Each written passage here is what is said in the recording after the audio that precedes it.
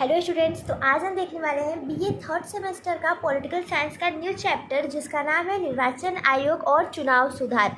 किसी किसी बुक में ये निर्वाचन आयोग और निर्वाचकीय सुधार ये भी लिख सकता है। ये बात एक ही है, उसमें जो भी बातें बताई गई हैं, जो भी टॉपिक्स है वो सेम ही होंगे। ठीक है, लगभग वही टॉपिक्स है क्योंकि चैप्टर का नाम ही सेम ही है। ठीक है, निर्वाचन आयोग और चुनाव सुधार या चुनाव आयोग ये एक ही है टॉपिक। ठीक है, अब देखिए, निर्वाचन आयोग एक अलग आयोग है और चुनाव सुधार की प्रक्रिया को कहा गया है, इस चैप्टर में बताया गया है। ठीक है, अब देखिए, इससे पहले वाला जो चैप्टर था वो जाति और राजनीति था, जो हमने कंप्लीट कर लिया है। अगर अभी तक आपने वो वाली क्लास नहीं की है तो कर लीजिएगा।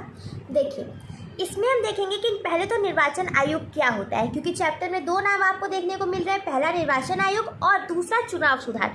तो पहले हम ये देखेंगे कि निर्वाचन आयोग क्या होता है। तो देखिए, निर्वाचन आयोग एक सरकारी संस्था है, ठीक है, जो भारत में चुनावी मतलब कि चुनाव से संबंधित प्रक्रिया देखती है।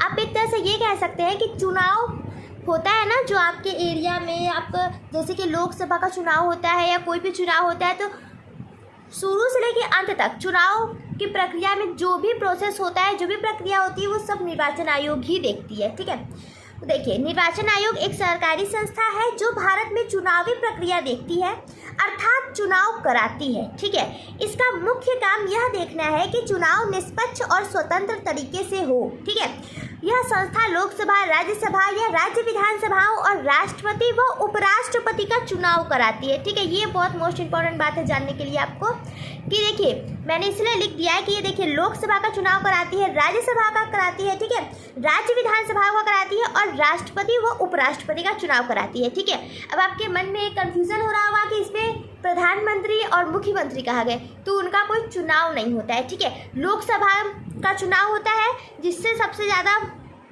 वोटिंग मिलती है वो हमारा प्रधानमंत्री बन जाता है और विधानसभा से हमारे मुख्यमंत्री चुने जाते हैं। ठीक है, तो उन लोग का कोई अलग से वोटिंग नहीं होता है। ठीक है, अब हम आगे आ जाते हैं। तो देखिए, निर्वाचन आयोग का यही काम है, वह ये देखे कि जो चुनाव हो रहा है वो निष्पक्ष तरीके से हो और स्वतंत्र तरीके से हो। ठीक है, देखिए, गठन अब देख लेते हैं हम। देखिए, भारत का निर्वाचन आयोग एक स्वतंत्र संवैधानिक निकाय है, ठीक है, जिसकी स्थापना अनुच्छेद 324, ये अनुच्छेद मोस्ट इम्पॉर्टेंट है, अनुच्छेद 324 यानी 324 के तहत की गई है। ठीक है, इसमें एक मुख्य निर्वाचक आयुक्त होते हैं। ठीक है, मतलब कि ये जो निर्वाचन आयोग है इसमें आपको 3 अधिकारी देखने को मिलेंगे। एक सबसे ऊपर सबसे ज़्यादा मतलब बड़े, जो उसमें बड़े अधिकारी हैं वो एक मुख्य निर्वाचन आयुक्त होंगे और 2 निर्वाचन आयुक्त और होते हैं इसमें। ठीक है, अब देख लीजिए इनकी भूमिका क्या है, उस पर आ जाते हैं। देखिए,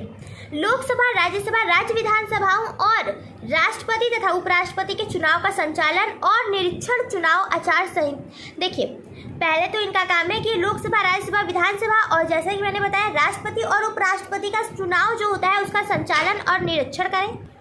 और दूसरा ये कि जो मतलब कि आचार संहिता लागू करना और उसका उल्लंघन होने पर कार्रवाई भी करना। ठीक है, मतदाता सूचियों का निर्माण करना और मतदाता सूची को अपडेट करते रहना। ठीक है, तथा चुनाव प्रक्रिया को पारदर्शिता मतलब कि चुनाव प्रक्रिया में पारदर्शिता सुनिश्चित करना, ये इनकी भूमिका हो गई। यानी कि इनके बहुत सारे काम है, जैसे मैंने कुछ आपको बता दिए। ठीक है, अब देखिए, आगे आ जाइए, चुनाव सुधार की आवश्यकता। देखिए, अभी तक हम देख रहे थे थोड़ा सा इंट्रोडक्शन निर्वाचन आयोग का। अब हम देखेंगे चुनाव सुधार क्या होता है। तो देखिए, पहली बात तो चुनाव सुधार नाम से पता चल रहा है कि चुनाव में सुधार। ठीक है, अब लेकिन उसकी ज़रूरत क्या है चुनाव में सुधार करने की। तो देखिए, ज़रूरत इसलिए है, पहले तो देखिए, चुनावी भ्रष्टाचार, जो चुनाव में भ्रष्टाचार होते हैं, चुनावी भ्रष्टाचार को रोकने के लिए, उससे चुनावी भ्रष्टाचार को खत्म करने के लिए चुनाव सुधार की आवश्यकता पड़ी। ठीक है, दूसरा कि मतदाताओं में जागरूकता की कमी को दूर करने के लिए हमें चुनाव सुधार की आवश्यकता करना पड़ा। यानी कि चुनाव सुधार की आवश्यकता हमें क्यों पड़ी, तो पहला चुनावी भ्रष्टाचार को खत्म करने के लिए, रोकने के लिए, दूसरा मतदाताओं में जागरूकता की कमी को दूर करने के लिए। ठीक है, और तीसरा कि मतदान प्रतिशत में कमी होना, यानी कि बहुत कम लोग वोट देने जाते थे, मतलब जागरूकता ही नहीं थी ना कि वोट करना होता है, कितना इंपॉर्टेंट होता है वोट करना, ये सब जागरूकता ही नहीं थी। तो जागरूकता कम होगी तभी तो मतदान प्रतिशत आगे बढ़ेगा, नहीं तो कम ही रहेगा। तो मतदान प्रतिशत काफ़ी कम था, इसे भी रोकने के लिए मतदान प्रतिशत को बढ़ाने के लिए चुनाव सुधार की आवश्यकता पड़ रही थी। देखिए, भारतीय संविधान के अनुच्छेद 324 से 329 निर्वाचन आयोग की शक्तियों, गठन और कार्यों से संबंधित है। ठीक है, अब आ जाते हैं सदस्य। निर्वाचन आयोग के सदस्य कितने होते हैं? तो अभी मैंने आपको बताया, मैं आपको क्लियर कर देती हूँ अच्छे से। देखिए, पहले होते हैं मुख्य निर्वाचन आयुक्त, ठीक है, और 2 उनके साथ निर्वाचन आयुक्त होते हैं। ठीक है, इनकी नियुक्ति राष्ट्रपति द्वारा होती है।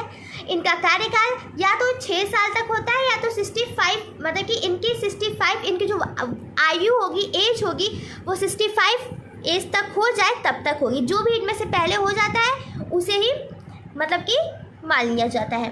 नेक्स्ट है कार्य। इनके कार्य क्या है निर्वाचन आयोग के? तो देखिए, निर्वाचन आयोग के कार्य है, पहला, चुनाव की तारीख तय करना, यानी कि चुनाव किस डेट को होगा वो तय करना, मतदाता सूची बनाना, राजनीतिक दलों को मान्यता देना, चुनाव चिन्ह देना, ठीक है, मतलब चुनाव खर्च पर नज़र रखना, चुनाव क्षेत्रों का सीमांकन करना, चुनाव का संचालन करना और विवादों का निपटारा करना। ठीक है, ये इनके कार्य हो गए कि ये कार्य क्या करते हैं। ठीक है, निर्वाचन आयोग की स्थापना 25 जनवरी 1950 यानी 1950 को की गई थी।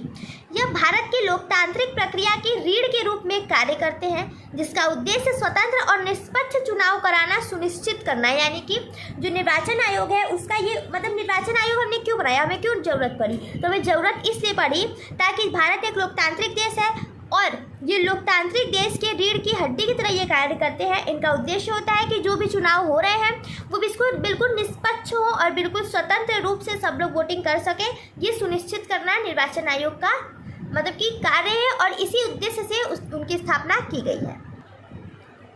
देखिए, अब है भारत में चुनाव सुधार से संबंधित समितियाँ।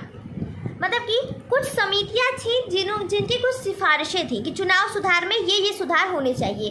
तो पहली समिति है तारकुंडे समिति, जो बनी थी 1974 में। ठीक है, तो इनकी कुछ सिफारिशें थी। पहला सिफारिश था कि जो मतदाता यानी कि जो वोटर है उसकी आयु 21 ईयर से घटाकर 18 मतलब कि ईयर कर दिया जाए, यानी कि जो मतदाता है उसकी आयु 21 वर्ष से घटाकर उसकी आयु 21 वर्ष से वो वोटिंग ना करे बल्कि 18 ईयर से ही वो वोटिंग कर सके। ठीक है, और दूसरा है कि चुनाव आयोग को 3 सदस्यों वाला बनाना चाहिए। ठीक है, तीसरा है अगर कोई सीट खाली है यानी कि अगर कोई पद खाली है, अगर कोई बड़ा पद खाली है तो उसे 6 महीने के अंदर अंदर भर दिया जाए, चुनाव करा दिए जाए। चौथा है मतदान के लिए फ़ोटो पहचान पत्र देना मतलब कि कंपलसरी है। ठीक है, मतलब कि ऐसा पहचान पत्र जिसमें फ़ोटो हो। ठीक है, और पांचवा है कि चुनाव से जुड़े मामले की सुनवाई जल्द होनी चाहिए। ठीक है, दूसरी समिति है श्याम शंकर धर समिति, जिसकी मोस्ट इम्पॉर्टेंट सिफारिश थी कि मतदाता परिचय पत्र हो। ठीक है, मतदाता का एक परिचय पत्र हो। और नेक्स्ट है दिनेश गोस्वामी समिति, जो बनी 1990 में, और श्यामलाल शंकर धर समिति बनी थी 1981 में। दिनेश गोस्वामी समिति 1990 में जो बनी उसकी कुछ सिफारिशें थी। पहले कि मतदाता फोटो पहचान पत्र हो, सेम। दूसरा, चुनाव से संबंधित याचिकाओं पर शीघ्र सुनवाई हो। तीसरा, चुनाव में ईवीएम का प्रयोग हो, मतलब कि इलेक्ट्रॉनिक वोटिंग मशीन। ठीक है, और चौथा, स्थान खाली होने पर, यानी कि वही बात है अगर कोई महत्वपूर्ण स्थान कोई पद रिक्त हो जाता है तो उसे 6 महीने के अंदर चुनाव कराकर भर दिए जाए। उसके बाद है इंद्रजीत गुप्त समिति। ठीक है, तो इनके भी कुछ मोस्ट इंपॉर्टेंट सिफारिशें हैं। देखिए, जो बनी थी 1998 में। इनकी सिफारिश है कि लोकसभा विधानसभा चुनाव का व्यय सरकार वहन करे। ठीक है, और दूसरा है कि चुनाव खर्च हेतु सार्वजनिक कोष बने। ठीक है, नेक्स्ट है टी एंड समिति, जो बनी थी 1992 में। ठीक है, अब इसमें पहला सिफारिश है इनका कि एक से अधिक क्षेत्रों में चुनाव मतलब कि एक से अधिक क्षेत्रों में चुनाव लड़ना मना हो। ठीक है, ये इनकी सिफारिश थी, पर अब व्यक्ति जो है वो 2 क्षेत्रों से चुनाव लड़ सकता है। ठीक है, देखिए, निर्वाचन आयोग को स्वतंत्र क्यों बनाया गया, मतलब कि स्वतंत्र तो आपको अभी भी हमने पढ़ा कि स्वतंत्र क्यों बनाया गया, क्योंकि निष्पक्ष और स्वतंत्र रूप से वोटिंग हो ये वो सुनिश्चित कर सके। ठीक है, भ्रष्टाचार न हो ये सुनिश्चित कर सके। ठीक है, अब देखिए कि स्वतंत्र बनाए रखने की व्यवस्था। निर्वाचन आयोग स्वतंत्र और निष्पक्ष कार्य कर सके, इसके लिए संविधान में निम्नलिखित व्यवस्थाएं की गई हैं। ठीक है, पहला कि भारतीय संविधान में निर्वाचन आयोग की व्यवस्था का वर्णन जो है वो भारतीय राजनीतिक व्यवस्था का अंग है। ठीक है। दूसरा देखिए, निर्वाचन आयोग की नियुक्ति एक निश्चित समय के लिए की जाती है। ठीक है। तीसरा है, मुख्य निर्वाचन आयुक्त को मासिक वेतन तथा अन्य सुविधाएं प्राप्त होती हैं। अब है मुख्य चुनाव आयुक्त को, नेक्स्ट है कि निर्वाचन आयुक्त की नियुक्ति के पश्चात उसके कार्यकाल या सेवा शर्तों में मतलब कि उनके हित के विरुद्ध यानी कि उनके अनहित के में कोई परिवर्तन नहीं किया जा सकता। ठीक है, जब उनकी नियुक्ति हो चुकी है तब। उसके बाद है निर्वाचन आयोग के सभी सदस्यों का कार्यकाल तथा सेवा शर्तें राष्ट्रपति निश्चित करते हैं। ठीक है। उसके बाद है मुख्य निर्वाचन आयुक्त को राष्ट्रपति महाभियोग प्रस्ताव पारित करने के बाद ही हटा सकते हैं। तो ये था उनकी स्वतंत्रता। स्वतंत्रता कैसे पता चली कि अगर उनका जो है कि नियुक्ति हो चुकी है तो उसके बाद उनके हित के बाहर जाके कोई परिवर्तन उसमें नहीं किया जा सकता उनके कार्यकाल या उनकी सेवा शर्तों में। दूसरा आप देख सकते हैं कि उन्हें महाभियोग प्रक्रिया का जो प्रस्ताव है उसे पारित करके ही हटाया जा सकता है, ये सभी चीज़ें। उसके बाद है निर्वाचन प्रक्रिया, जो वोटिंग प्रक्रिया मतलब कि निर्वाचन प्रक्रिया कैसे होती है वो पूरी देखिए। इसमें बताया जाएगा कि आपको जो निर्वाचन प्रक्रिया है वो कैसे होती है। कि निर्वाचन क्षेत्रों का निर्धारण होता है निर्वाचन आयोग द्वारा। उसके बाद मतदाता सूचियां तैयार की जाती हैं। उसके बाद निर्वाचन मतलब कि निर्वाचन की अधिसूचना जारी की जाती है। उसके बाद निर्वाचन कार्यक्रम की घोषणा की जाती है। उसके बाद निर्वाचन अधिकारियों की नियुक्ति की जाती है और उसके बाद नामांकन पत्र प्रस्तुत किए जाते हैं। नामांकन पत्रों की जांच की जाती है। देखिए, उसके बाद नाम वापसी की व्यवस्था। उसके बाद है चुनाव चिन्हों का आवंटन, चुनाव प्रचार, मतदाता केंद्रों की व्यवस्था करना, मतदान, मतगणना व परिणाम की घोषणा, चुनाव स्थगन या पुनर्मतदान, चुनाव व्यय का विवरण देना, चुनाव विवाद मतलब कि निर्वाचन विवाद और उपचुनाव। अब मैं बताती हूँ कि ये मैंने क्या की मतलब कि क्या बताया है। देखिए, अभी हमने ऊपर क्या पढ़ा था कि निर्वाचन प्रक्रिया ये हम देख रहे हैं। ठीक है, तो उसमें मैंने पहला बताया कि निर्वाचन क्षेत्रों का निर्धारण होता है।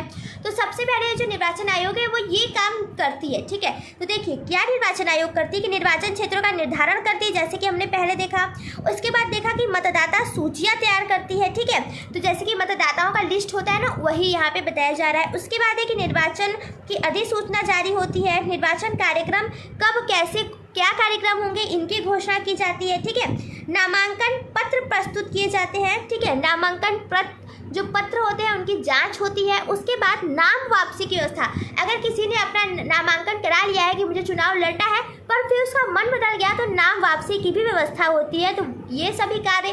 फिर चुनाव चिन्ह, जैसे कि किसी भी पॉलिटिकल पार्टी का कोई चुनाव चिन्ह होता है वो प्रदान करना भी निर्वाचन आयोग का ही कार्य होता है। फिर चुनाव प्रचार, कोई पॉलिटिकल पार्टी कब तक चुनाव प्रचार कर सकती है, कितनी गाड़ियां ले जा सकती है, ये सभी चीज़ें।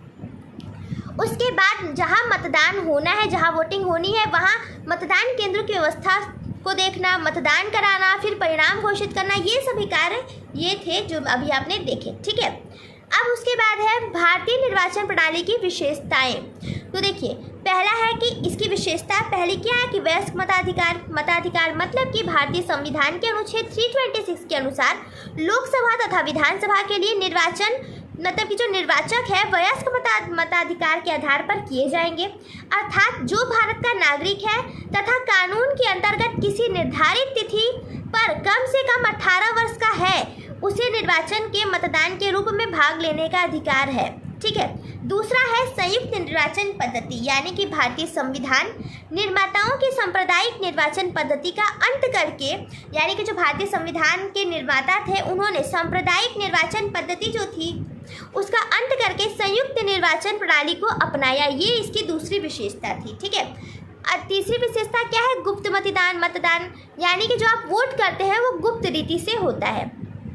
चौथा है ऐच्छिक मतदान, यानी कि भारत में मतदान करना मतलब कि आप किसको वोट करेंगे ये आपकी इच्छा पर निर्भर करता है। ठीक है, और चौथा है चुनाव प्रचार, यानी कि भारत में सभी उम्मीदवारों को आवश्यक नियमों का मतलब कि आवश्यक रूल्स का पालन करते हुए अपने चुनाव का प्रचार करने की स्वतंत्रता प्राप्त है, पर कुछ रूल्स का पालन करके। ठीक है, ये था निर्वाचन आयोग और चुनाव सुधार चैप्टर का फुल नोट्स इन हिंदी।